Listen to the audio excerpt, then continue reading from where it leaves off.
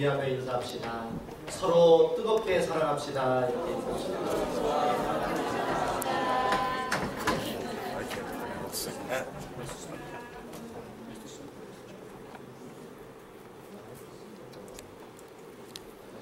사람이 살다 보면 갈등을 겪지 않는 경우가 없습니다. 우리 모두는 불완전하고 또 미완의 인격을 소유했기 때문에 누구를 만나든 이 갈등하고 다툴 수 있습니다. 어떤 아버지와 아들이 있었어요. 그런데 가정에서 이 아버지와 이 아들이 심하게 다퉜습니다. 아버지가 아들을 심하게 꾸중을 하는데 방에 돌아와서 잠을 자려고 하니까 이 마음이 편치를 않아서 잠이 오지 않는 거예요. 그래서 아버지가 거실에 나가셔서 이렇게 앉아 있었는데 아들도 이 마음의 편치가 않았는지 아들도 거실로 나왔습니다. 그래서 이제 아버지가 아들에게 커피를 끓여주면서 아버지가 아들에게 사과했어요. 아들아, 내가 그때는 참 심하게 해서 내가 미안하다. 내가 그때는 내 진짜 마음이 아니었고 혹시 내가 너에게 상처를 줬으면 좀 이해다오 이렇게 얘기를 했어요. 그랬더니 아들이 또 이렇게 응답을 합니다. 아닙니다 아버지, 제가 잘못한 거죠. 그러면서 한밤에 두 사람이 화해를 했어요. 화해를 하고 이제 분위기가 좋아지니까 아버지가 또 이렇게 말을 걸었습니다. 이렇게 이 한밤중에 너와 커피를 마시면서 대화를 나누다 보니까 너와 같이 네가 어렸을 때 파란 보트를 타고 낚시를 했던 그때 기억이 난다. 이렇게 얘기를 했더니 아들이 이렇게 더 이야기를 하는 것입니다. 아버지, 파란색이 아니라 녹색이었죠? 그랬더니 아버지가 이렇게 얘기합니다. 아니 파란색이라니까? 아들이 또 이렇게 응답합니다. 아니죠, 녹색이죠. 아니 이놈이 어디 또 됐고요? 네, 결국은 다시 붙었다고 합니다. 할렐루야. 사랑하는 성도 여러분, 이것이 우리가 살아가고 있는 삶의 현주소입니다. 아무리 인격을 갖추고 점잖아도 우리는 어떤 이유 때문에 갈등하고 다툴 수 있습니다. 네, 갈등이라는 단어는 칡나무와 이 등나무를 뜻하는 한자에서 나왔죠. 네, 칡나무와 이 등나무는 둘 다 닮은 게 많습니다. 크게 한 세 가지가 닮았는데 칡나무하고 등나무하고 같은 게 뭐냐면 둘 다 넝쿨 식물입니다. 콩과에 속하는 줄기가 굵어서 나무라고 이제 부르기도 하죠.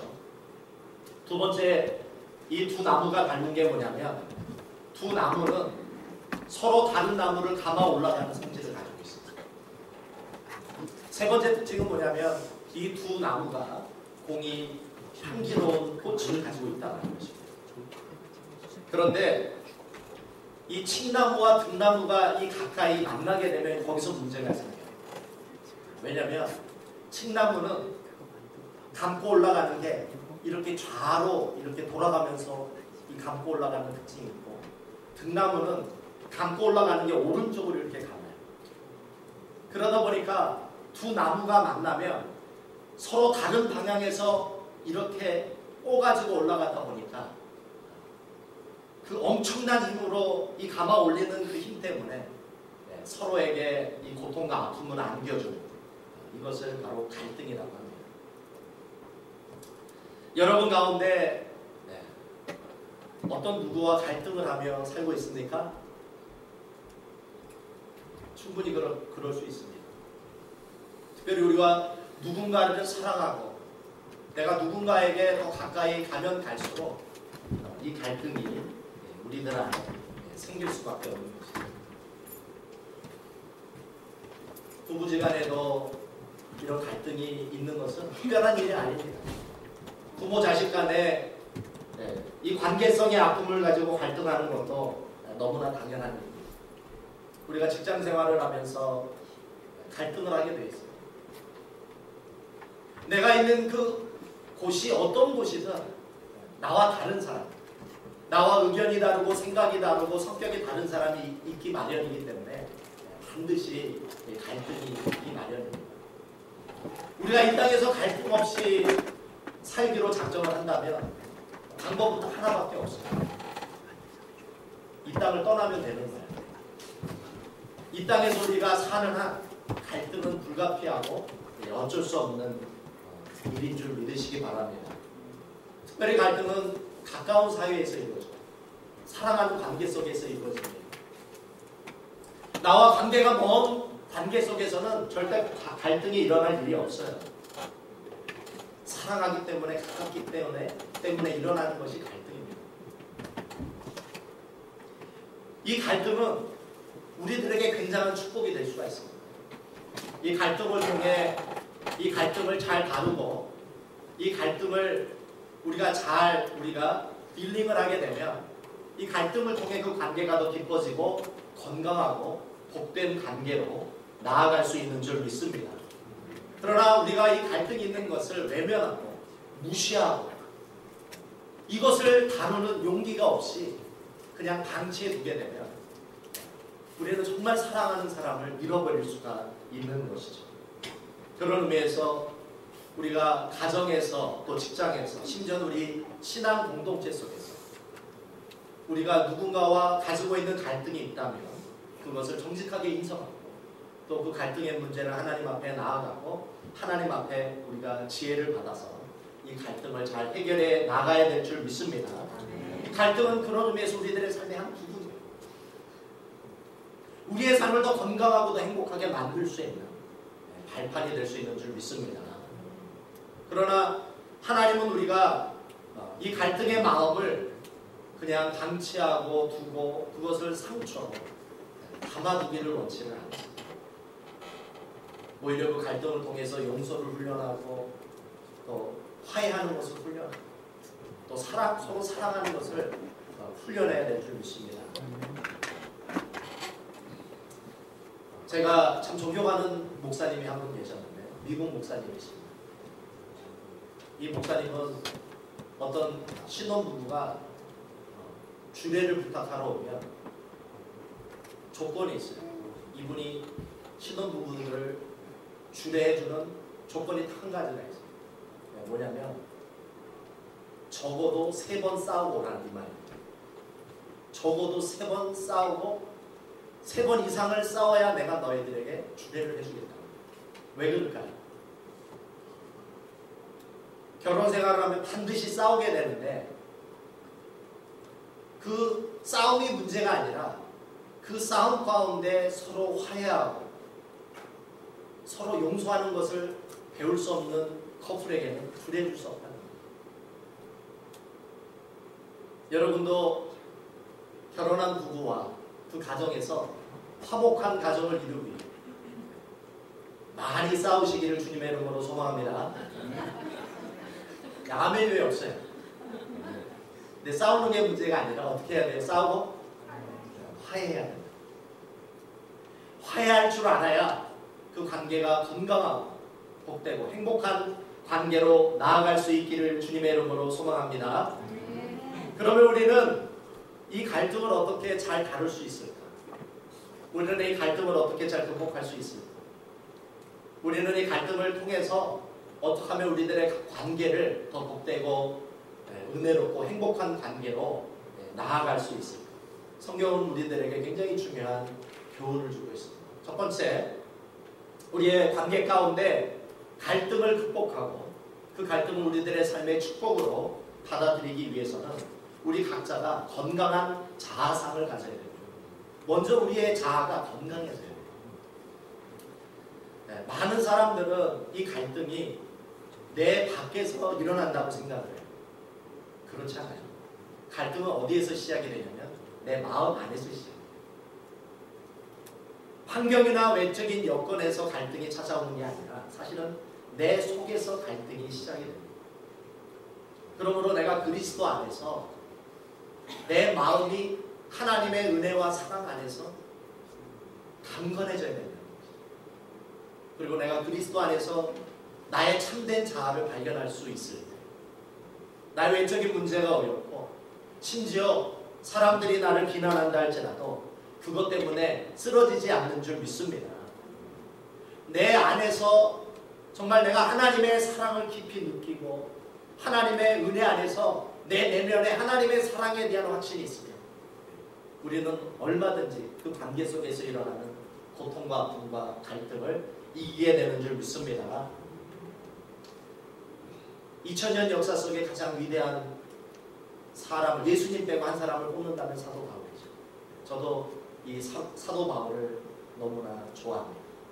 제가 바울 서신 13개 이 서신서를 너무나 좋아하고 늘 읽고 또 지금 새벽 예배 때마다 이 바울 서신을 제가 강해를 하고 있어요. 최근에 빌립보서로 강해하고 있는데 제가 이 사도 바울을 이 바울 서신과 이제 사도행전을 읽으면서 사도 바울을 이 공부를 하는데 이 사도 바울이 죽을 때까지 이 사도 바울을 공격했던 대적자들이 이 사도 바울을 공격했던 문제가 딱 하나가 있었어요.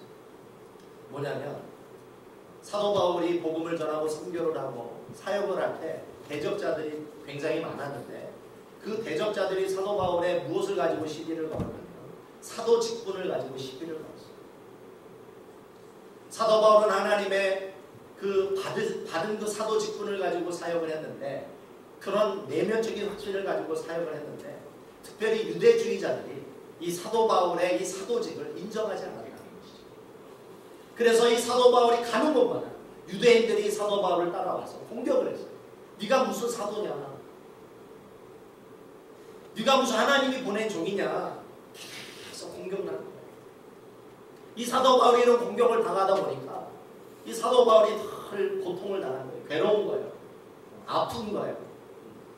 이 공격도 한두 번이지 다 쫓아다니면서 이 사도 바울을 공격을 하는데 이 대적자들이 사도 바울의 이 사도직을 인정 안 했던 가장 근본적인 배경이 뭐냐면 사도라는 것은 어떤 사람들이 받느냐면 예수님의 공생의 3년 반 동안을 함께 살면서 예수님으로부터 직접 말씀을 들어야만 사도가 될 수가 있는 거예요. 그러니까 누구만 사도로 예수님이 임명하실 수 있었냐면 예수님의 12제자만 사도로 인정할 수 있었던 거예요. 실제로 사도 바울은 예수님의 공생의 3년 반 동안 예수님과 함께 살면서 예수님으로부터 직접 말씀을 받지 않았어요. 그런 의미에서 대적자들의 이 공격이 어떤 의미에서 합리적이고 합당한 그런 공격일 수 있습니다. 사실은 예수님이 부활하시고 승천하시고 나서 예수님의 그 제자들이 곳곳에서 예수님의 부활을 증거할 때에 크리스찬들을 박해했던 사람이 바로 사도 바울이었기 때문에 예수님과 공생애를 함께 할 수 없었던 것이죠. 예수님께 직접 그 말씀을 들을 수가 없는 것이죠. 그럼에도 불구하고 이 사도 바울이 자신이 사도임을 과감하게 담대하게 말할 수 있었던 배경이 무엇이었을까요? 그래서 사도행전 9장입니다. 사도 바울이 크리스찬들을 핍박하러 가다가 다메섹에서 부활하신 예수님을 직접 만났던 문제. 그리고 하나님이 사도 바울에게 이방인의 사도로 임명하시고 직분을 주시고 말씀을 주시고 복음을 주시고 확신을 주셨던 이 내적 이 확신이 사도 바울로 하여금 그런 대적자들의 공격에도 불구하고 곳곳에서 복음을 전하며 주님의 그 교회를 세울 수 있었던 이유가 바로 여기에 있는 줄 믿습니다. 그런 의미에서 우리들도 다른 사람, 다른 조건이 나에 대해서 무엇이라고 얘기한다 할지라도 우리들의 내면에 하나님으로부터 오는 그런 확신이 있어야 될 줄 믿습니다. 그럴 때 우리들의 신앙생활이 어떠한 방해와 공격 속에서도 우리가 승리하는 하나님이 우리들에게 주시기를 원하시는 그러한 열매를 받을 수 있는 줄 믿습니다. 신앙생활을 하면서 우리들이 인생을 살면서 중요한 것은 사람들의 말이 아닙니다. 사람들의 말에 의해서 내 자신이 좌지우지가 되면 사람들의 말에 의해서 내 인생이 정리가 되었을 때는 내가 건강하게 살 수가 없습니다. 사람들이 나를 향해서 어떻게 평가하든지 사람들이 보내주는 박수와 칭찬이 어떠하든지 관계없이 내 인생을 사람들의 그러한 어떤 조건이나 말이나 칭찬에 의해서 정의하는 것이 아니라 하나님의 은혜로, 하나님이 나에게 주시는 확신으로 내 인생을 정의해 나갈 때 우리는 건강하게 승리하며 살 수 있는 줄 믿습니다. 우리가 신앙생활을 하고 또 우리가 인생을 살면서 가장 우리들의 마음에 독이 되는 게 뭐냐면 다른 사람과 나를 비교하는 거예요. 다른 사람과 나를 비교할 때 내가 고통을 받는 거죠. 괴로운 거예요. 그런 의미에서 저와 여러분은 다른 사람과 나를 비교하지 말기를 주님의 이름으로 소망합니다. 하나님이 여러분에게 주시는 은사가 있는 거예요. 하나님이 여러분들에게 주시는 삶의 길이 있는 거예요. 하나님이 여러분들에게만 주시는 독특한 하나님의 계획이 있는 줄 믿습니다. 저는 신학대학원에 나왔을 때 제가 하나님의 부름을 받고 목회자가 되어서 제가 목사 안수를 받고 사역을 시작을 했을 때 저는 신학대학원만 나오면 조용기 목사님처럼 쓰임받을 줄 알았어요. 목회만 하면 사람들이 몰려들고 부흥이 될 줄 알았어요. 근데 그게 아니에요. 제가 한번 이렇게 얘기했어요. 하나님, 왜 조용기 목사님은 저렇게 크게 쓰시고 나는 왜 이렇게 쓰십니까? 저도 한번 조용기 목사님처럼 사용해 주시옵소서. 그렇게 기도했는데 하나님이 음성이 뭐라, 하나님의 응답이 어떻게 왔을까요? 너는 조용기 목사가 아니라 너는 김정한이다. 나는 너를 향한 독특하고 너를 향한 아름다운 계획을 가지고 있다. 이렇게 격려해 주셨어요. 그런 의미에서 여러분, 부러워하는 누구와도 여러분 자신을 비교하지 마십시오. 여러분은 여러분이에요. 여러분은 여러분 자체로 아름답고 여러분은 여러분 자체로 사랑스럽고 여러분은 여러분 자체로 위대한 하나님의 종인 줄 믿으시기 바랍니다. 그런 의미에서 오늘 바울이 선포했던 것처럼 내 존재의 이유는 다른 사람들이 나에게 정해주는 게 아니라 누가 정해주시는 거예요? 하나님이 정해주시는 거예요. 하나님이 나를 인정하시고 나를 세워주셨다라는 이 바울의 고백이 우리들의 고백이 되어야 될 줄 믿습니다. 그럴 때 능력이 나오는 거예요. 그럴 때 하나님이 여러분들을 통해서 맺기를 원하시는 아름다운 열매를 맺을 수 있는 줄 믿습니다. 하버드 대학 교수였던 이반 알렉산더 교수라는 분이 있어요. 이분이 간증집을 내셨어요. Fruit of Heaven이라는 간증집을 내셨어요. 이 책이 김영사에서도 나는 천국을 보았다라는 책으로 번역되기도 했습니다. 한번 여러분 시간 되시면 꼭 읽어보시기 바랍니다. 아마존과 뉴욕타임즈 그리고 퍼블리셔 위클리에서 종합 1위를 했던 이 책인데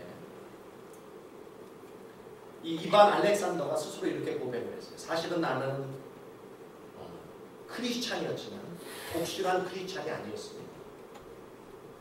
천국과 지옥을 믿지도 않았고 기독교를 도덕과 윤리를 위한 교훈으로 믿었던 사실은 신실한 크리스찬이 아니었습니다. 이렇게 고백을 했습니다. 근데 이제 이분이 하버드 대학 의과대학에서 15년 동안 의사생활을 하다가 이분이 뇌수막염에 걸려요. 그리고 뇌수막염에 걸려서 혼수 상태에 빠져서 7일 동안을 임사 상태에 빠집니다. 죽은 상태로 빠집니다. 그리고 이분이 7일 만에 다시 깨어났어요.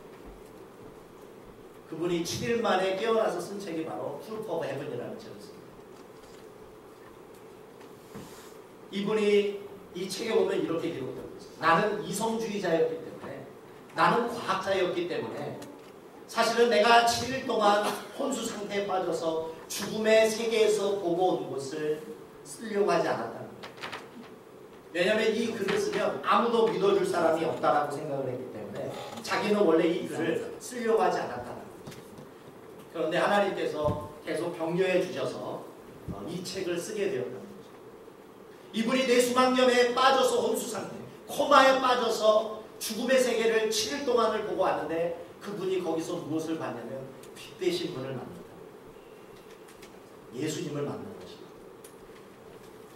그리고 그 예수님을 만났을 때 예수님이 자신에게 하셨던 두 가지 말을 간증하고 있어요. 예수님이 이 알렉산더 이 교수를 만나자마자 하셨던 첫 번째 말이 무엇이냐면 너는 나의 사랑받는 자라는 말이다. 너는 나의 사랑받는 자. 그리고 두 번째 하셨던 말씀이 뭐냐면 그러므로 두려워하지 말라. 오늘 우리 성가대가 그 찬양을 했죠. 두려워하지 말라. 여러분 이반 이 알렉산더가 예수님을 만나고 그 혼수 상태에 빠져서 예수님을 만나고 이 두 음성을 듣고 나서 이 이반 알렉산더가 어떻게 살았을까요? 이분이 성령 충만하게 살 줄 믿으시기 바랍니다. 그 위에 수없이 많은 고통과 아픔과 또 비난과 너무나도 열악한 환경이 있었음에도 불구하고 예수님이 나에게 말씀하셨던 그 두 마디를 그 가슴속에 담고 살다 보니까 어떤 환경과 어떤 고난도 이길 수 있더라는 거예요. 할렐루야. 저는 오늘 이 아침 예배를 통해 여러분도 그 이반 알렉산더가 들었던 그 하나님의 음성을 들을 수 있기를 주님의 이름으로 소망합니다. 너는 나의 사랑받는 자다. 너는 두려워하지 말라. 이 하나님의 음성을 듣고 여러분 이 거친 이 이민 사회 속에 이민 이 생활 속에 여러분 승리하시기를 주님의 이름으로 소망합니다. 사랑하는 성도 여러분, 우리의 존재의 이유와 가치는 사람들이 정해주는 게 아니에요. 하나님이 정해주시는 것인 줄 믿습니다.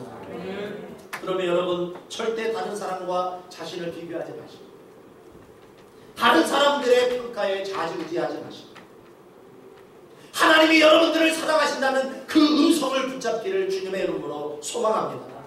하나님이 여러분을 사랑하시고 두려워하지 말라. 내가 너를 지키리라. 내가 너를 축복하리라. 하나님이 말씀하시면 끝난 거 아니에요? 여러분을 붙드시고 여러분을 인도하시고 여러분을 사랑하시고 축복하기를 원하시는 그 하나님의 음성을 오늘 여러분들의 모든 관계 속 여러분의 인생 속에 승리하시기를 주님의 이름으로 소망합니다. 두 번째 우리가 갈등을 넘어서서 열매 맺는 관계를 맺기 위해 건강한 축복이 필요합니다. 우리가 인간이다 보니까 관계 속에서 상처를 받고 누가 나를 해하게 되면은 복수하고 싶은 마음이 생깁니다. 그렇죠? 그러나 복수하는 것은 절대 해법이 아닙니다. 하나님의 방법이 아니에요. 복수를 하면 또 다른 복수가 일어나게 되어 있습니다.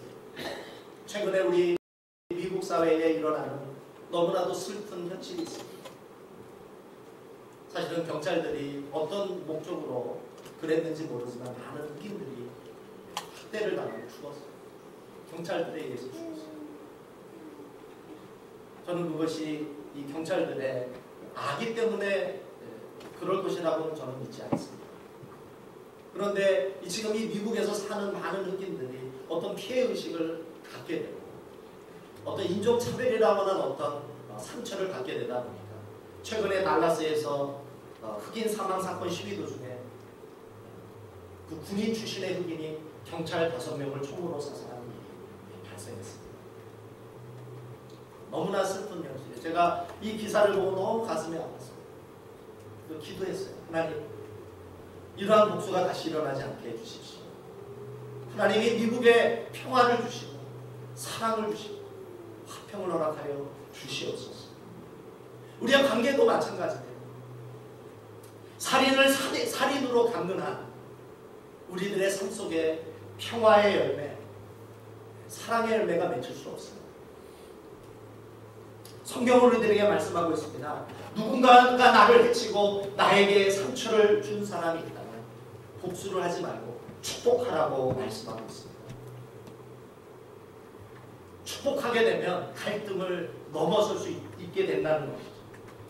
사실은 이 사도 바울도 가는 곳곳마다 대적자들이 발생하고 가는 곳곳마다 이 사도 바울을 공격을 했지만 사도 바울의 그 서신서를 보면 반드시 그 대적자들에게 자신을 비난하고 비판하고 공격하는 사람들에게 편지를 하면서 꼭 빼먹지 않았던 인사말이 있었어요.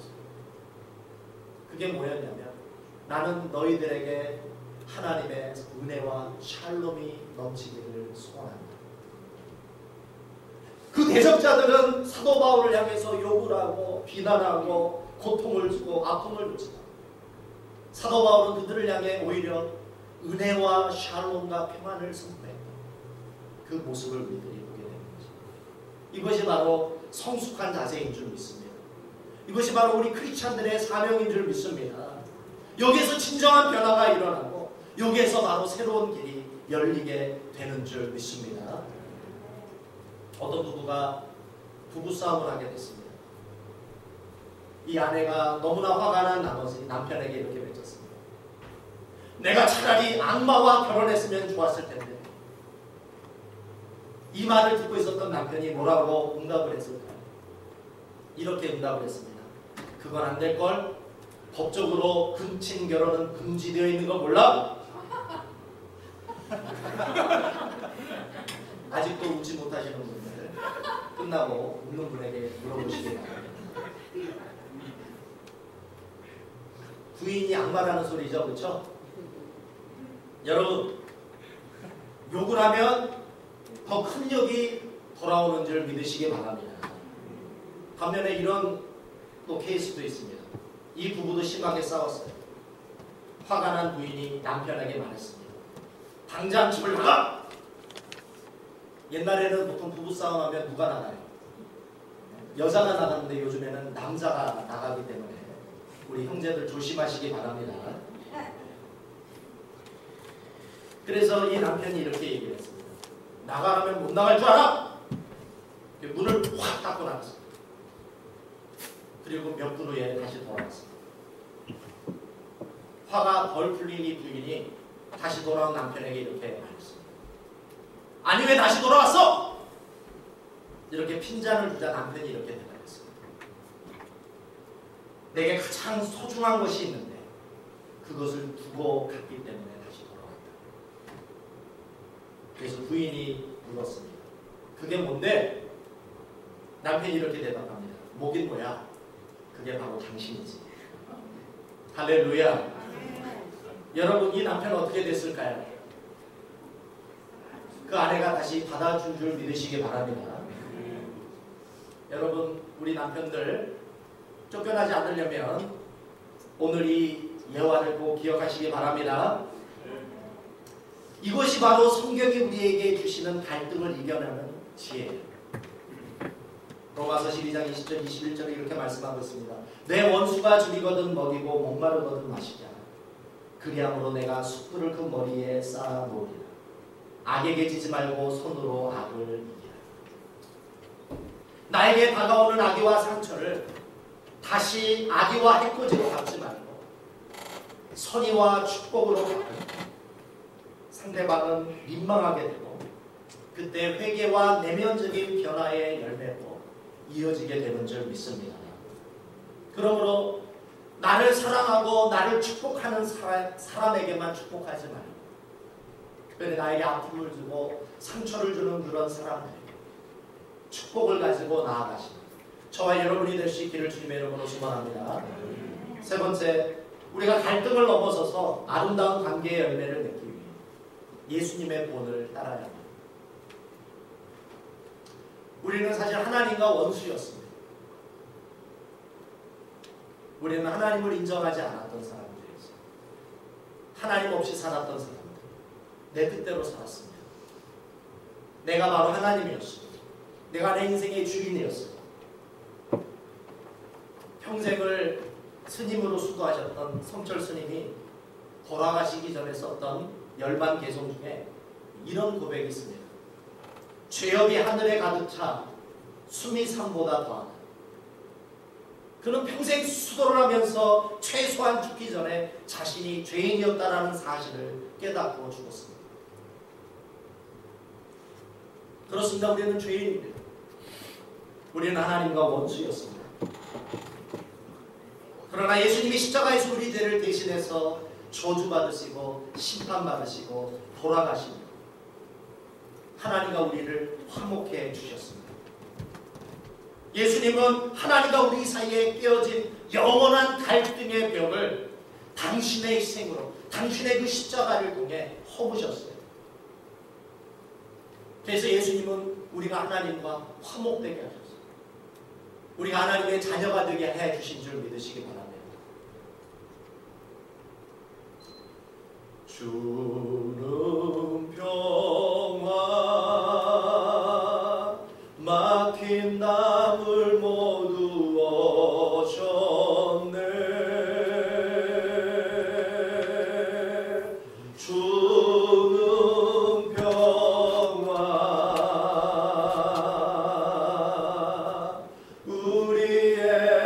평화 주는 평화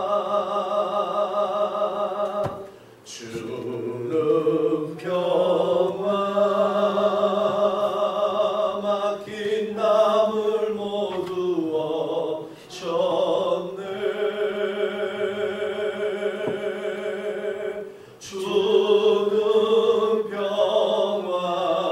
주는 평화 우리의 평화. 우리 한번 같이 불러볼까요? 주는 평화 막힌 담을 모두 오셨네. 주는 평화 우리의 평화. 주는 평화 막힌 담을 모두 오셨네. 주는 평화 우리의 평화. 우리 이 찬송을 같이 부르면서 우리들의 관계 속에 어떤 갈등들, 우리들의 관계 속에 받았던 모든 상처들, 또 깨어진 모든 관계들 주님 다시 회복시켜 주십시오. 우리 한번 같이 불러보겠습니다. 주는 평화 막힌 남을 모두 오셨네. 주는 평화 우리의 평화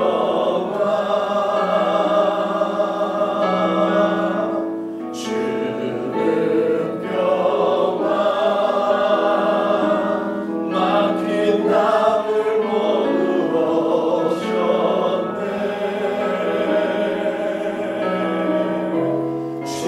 주는 평화 우리의 평화 염려가 맡기라.